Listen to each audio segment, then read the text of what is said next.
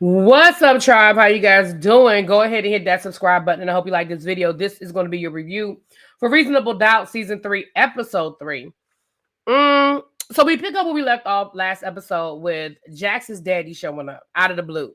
Now, what we know is that Jax's daddy had a drug problem, and Jax's daddy was a musician. We remember that from Season 1 when we met her brother, and they spoke about her brother's a musician, and they sort of referenced the dad and that kind of thing. Baby Jax is like, what you doing here? And she let us know that she hadn't seen him in 8 years, and that the last couple of times he came to LA, he ghosted her. He reached out, said he wanted to meet, and then he would ghost her. Now, he said he's been clean and he ain't been on drugs for about 5 years, but he invited her to come and see him play, and he wants to kind of talk to her. So Jax was like, basically, thanks, but no thanks. And baby, when I say Lewis was in the background, when I say Lewis was in the background playing Husband of the Year, and he was sitting there like you just tell me and I'm ready to move. You let me know and we can do this. But he let Jax handle it. You know, he let her sort of lead the charge, right? So then, but she basically told him, no, thank you. And the next time you think you want to just drop by my house, don't do that again. So then we see Jax dealing with CJ. Baby, CJ is a trip. Now, I don't think CJ did it, but I also think CJ is very troubled and CJ's got some issues, okay? Now, at first he had a $2 million bond, and then the judge was like, nah, I think it should be more. We're going to make it $5 million. So then it's a $5 million bond, but then CJ decided that he want to push the paparazzi who got in his face. Now, to be fair, I don't think he should have been punished for pushing the paparazzi out his face. The man was just trying to go get something to eat, and the paparazzi was all in his face with the cameras, asking him crazy questions and stuff. And he pushed that man to get out his way. I don't think that he should have been penalized for that. But the judge was like, since he don't know how to act out in them streets, then he need to be put on house arrest. So then he had to be on house arrest. But then he snuck out of the house and went to the community center within his gated community. And he didn't understand that when the judge said house arrest, the judgment, your physical house, not like the confine of your neighborhood. So the judge was like, look, this is his last warning. If he come up out that house, he going to be sitting in jail. Now, Jax peeped the game that the DA is playing, and it's like, you really don't want him in jail because you want him out so he can keep doing stupid stuff to sort of take the jury pool. I see you, you see me, we see each other. Now, when she's telling her partners all of this is no white lady over to the side who been stink eyeing Jax the whole time, talking about something. Well, I don't feel like that was much of a win. Seemed like you having some problems, baby. And Jax is side-eyeing her like, who you talking to?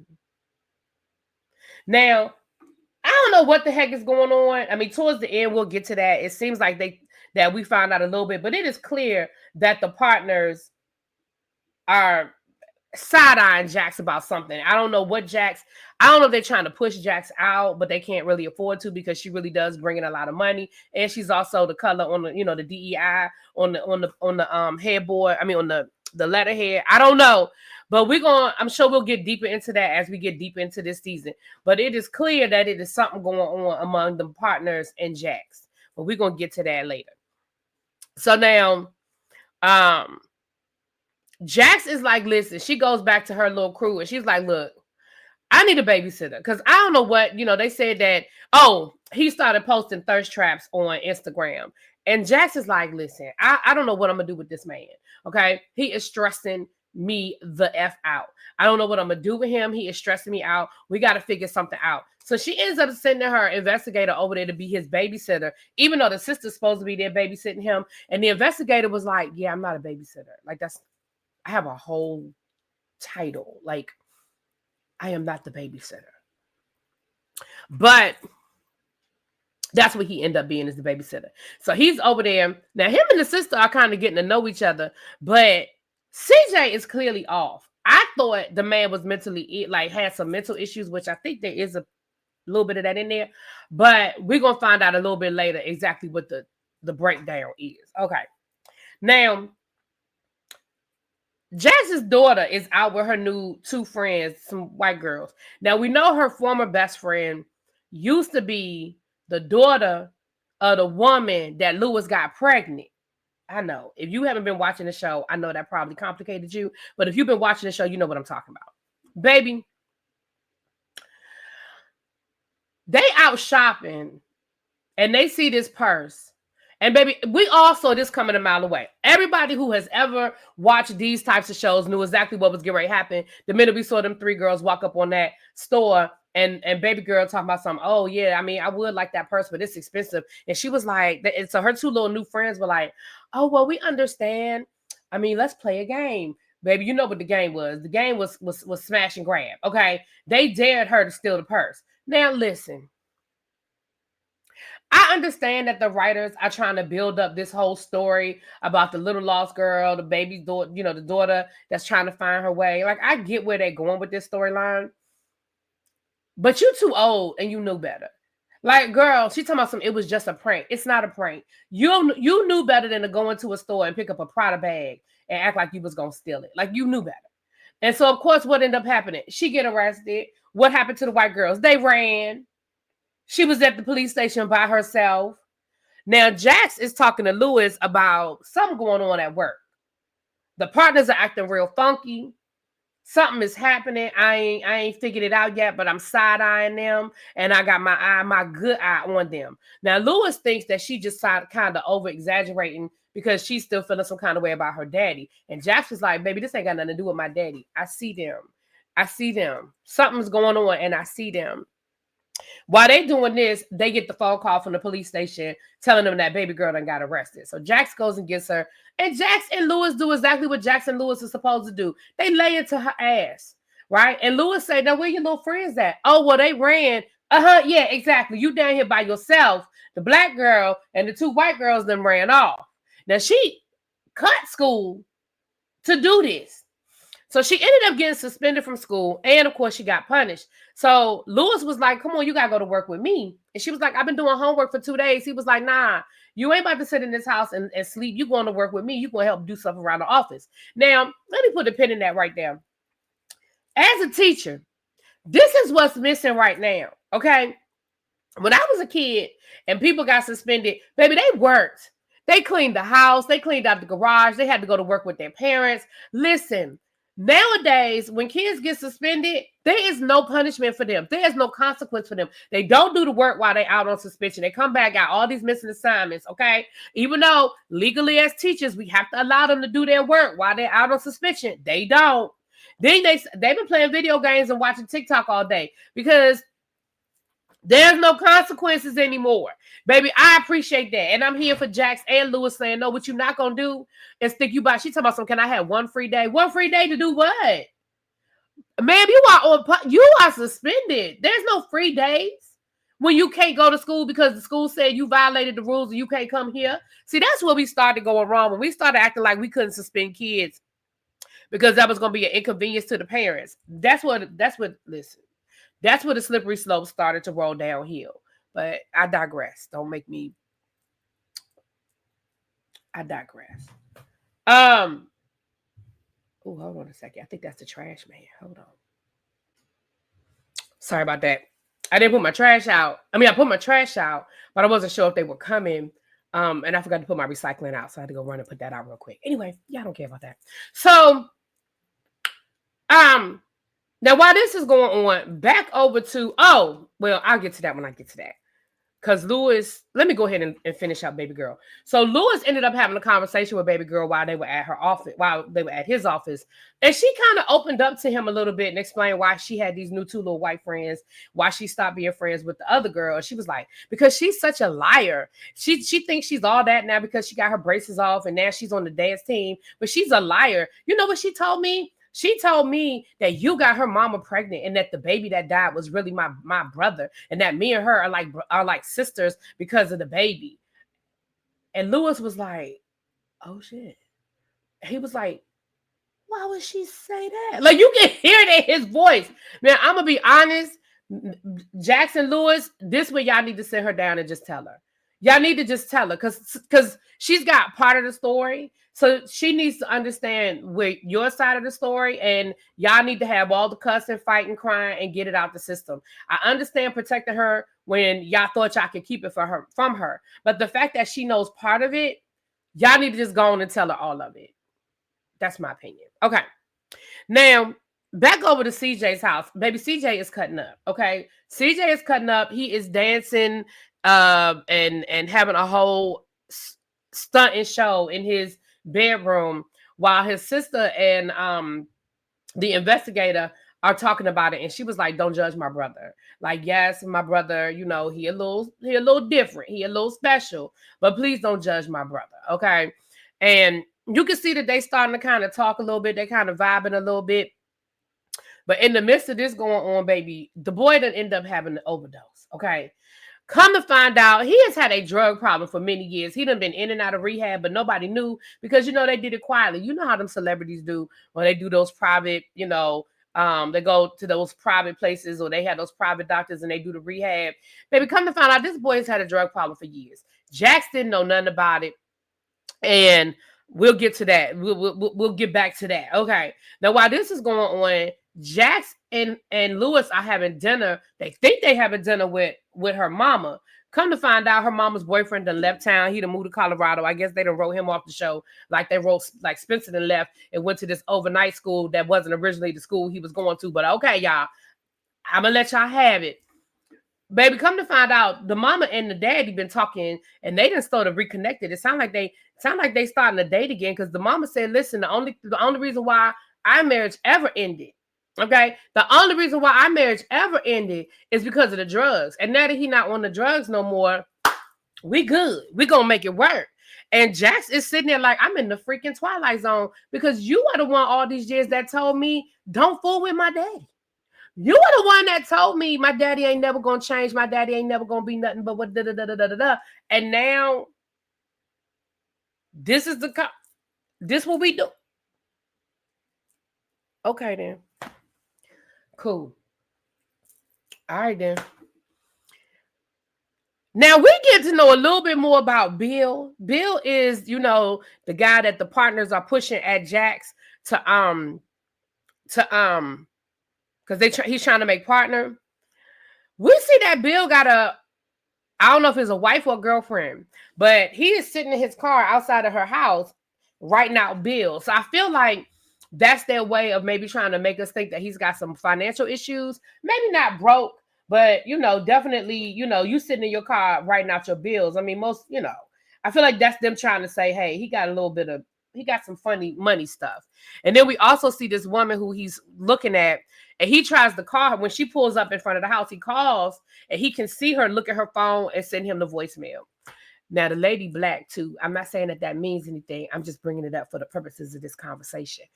Later on in the episode, we see him walk up on her again, and we know that they at least have kids together. I don't know if they're married or not, but they at least have kids together. And he is like, you know, come on, can we just talk? And she was like, I don't have nothing to say to you. And he was like, at least let me see the kids. And she was like, yeah, no. So I don't know what that is, but I'm sure we're gonna get deeper into it. But that makes me feel like that's why maybe he's pushing so hard to try to get partner. Maybe he needs the money. Maybe he thinks being a partner is going to impress this woman that he clearly is trying to get back with. He clearly wants to be with again. Okay. Once Jax finds out about the overdose, of course, Jax rolls over to the house and she does what Jax does. And she's like, what the hell? Like, what? How long has this been going on? What's been going on? And she said, we need to get him in rehab. And of course, by this time, the manager, the mama, the daddy, the sister, everybody has, you know, descended upon the house. And they like, listen, we've been doing this a long time. We've been around longer than you've been around. We got this. We're going to do what we always do. Well, come to find out, the sister was the one that bought him the drugs. And she actually saved his life because she also had the Narcan, okay, which tells you that this is not his first rodeo, that they just got Narcan sitting around the house.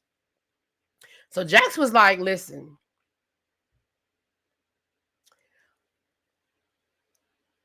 y'all keep giving me information on the back end that I didn't have on the front end, and y'all want me to turn miracles. Like y'all are really putting me in a really precarious situation here, okay? So with all of that being said, Jax gets her friend, who's a psychiatrist, to come in and talk to him.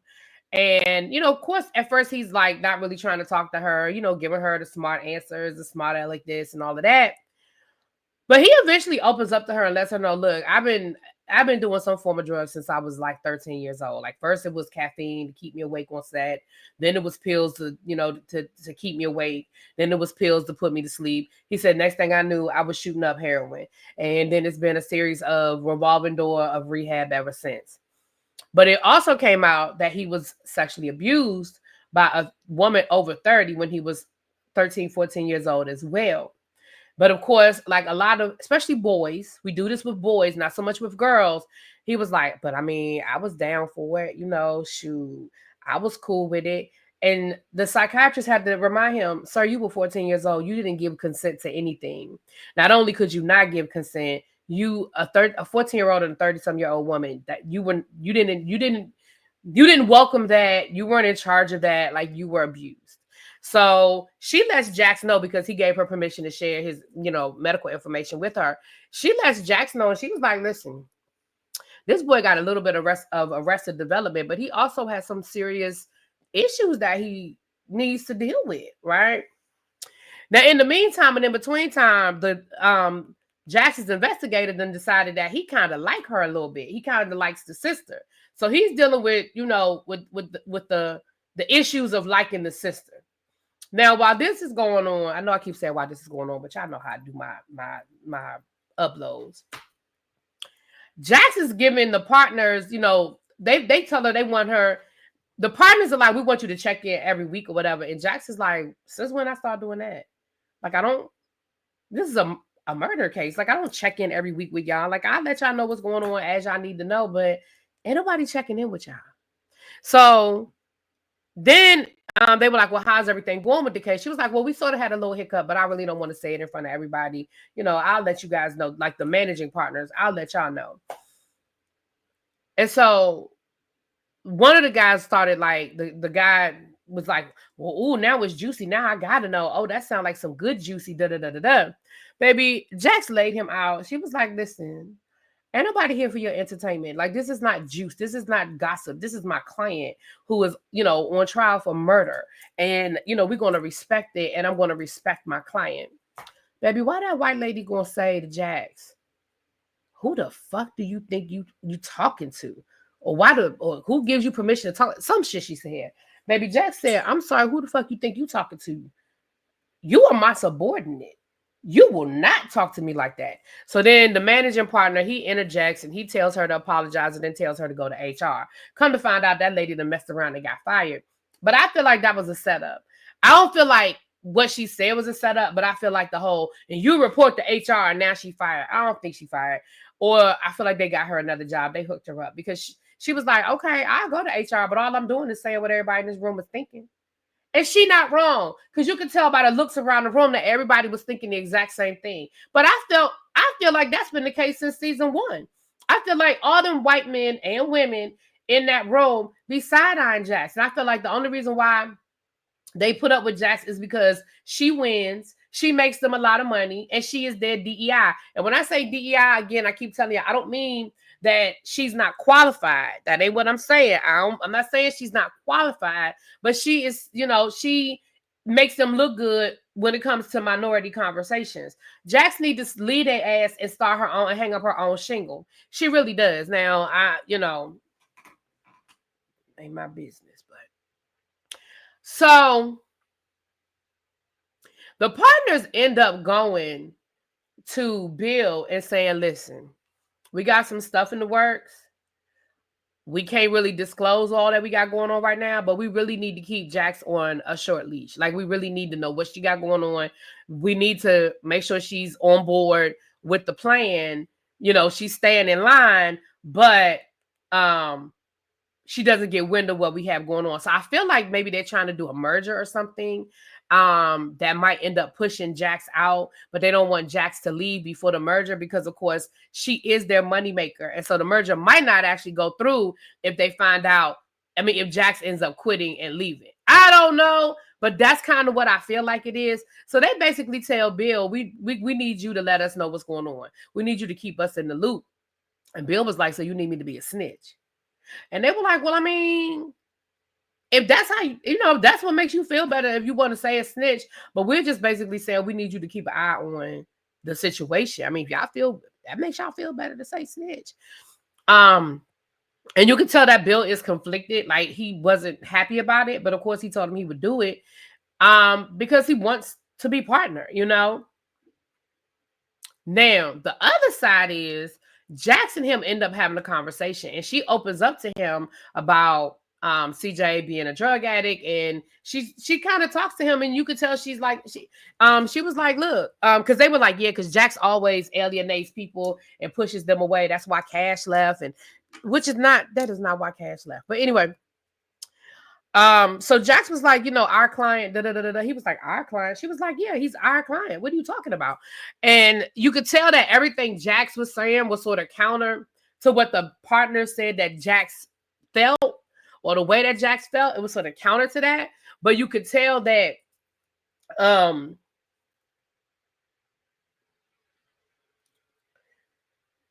he was sort of conflicted. Now, I don't know which way he's going to end up going. I don't know if he's going to stay loyal to the partners and sort of stab Jax in the back, or if he's going to be like, Jax really ain't this person that they make them out to be, and Jax is my girl. Now, I'm going to be honest with you. I would love to see at the end of this season, Jax lead him, hang up her own shingle, and Bill go with her. That's what I would love to see, I think. That's me. And look, that's me in episode 3 talking. I'll let y'all know by the time I get to the end of the season if I feel the same way. But right now, I feel like, Jax, you need to go on and hang your own shingle and go get your own thing going on. But anyway,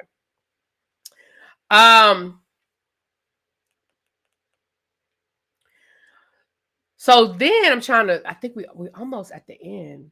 Let me look at my notes. Okay, so the last part we see Jax have an epiphany, right? Jax was like, wait a minute. She said, yes, I believe that CJ had some problems, but I don't believe that CJ did this. She was like, but I do think CJ has an alibi. Like, I feel like he may be trying to protect somebody else, and which is why he's not saying where he was and what he was doing. Like, I believe that he's got something else going on.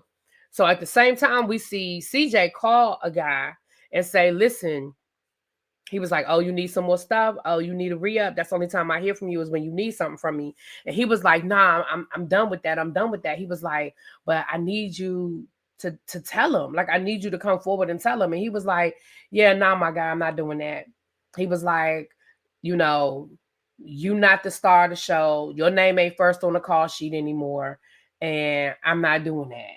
Pow, pow, which is his like little, his little tagline. He was like, you got to tell them that me and you were together that night. Now, I don't want to jump to the cliche thought and be like, oh, is he DL? Were they having a relationship? Were they having an affair? But clearly there's a reason why this guy don't want to come forward and say he was with CJ that night and give him an alibi, because basically he said, fuck your alibi. So I don't know.